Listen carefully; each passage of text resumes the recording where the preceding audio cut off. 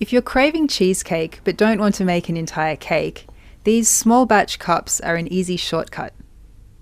Start off by adding frozen raspberries to a saucepan and cook them over a low heat until they've thawed. Stir through some maple syrup, then taste and add some more if you'd like it sweeter. Turn the heat up to medium-high and continue stirring as the berries simmer and thicken. Once the mixture has thickened, spread it onto a plate so it cools quickly while you prepare the rest of the recipe. Next, make the base by blending rolled oats and almonds until they form fine crumbs. Tip the mixture into a bowl and stir through maple syrup and just enough water until it comes together into a crumbly mixture.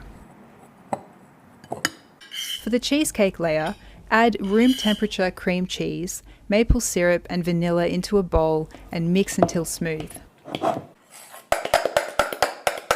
Then stir through thick Greek yogurt until the mixture is well combined.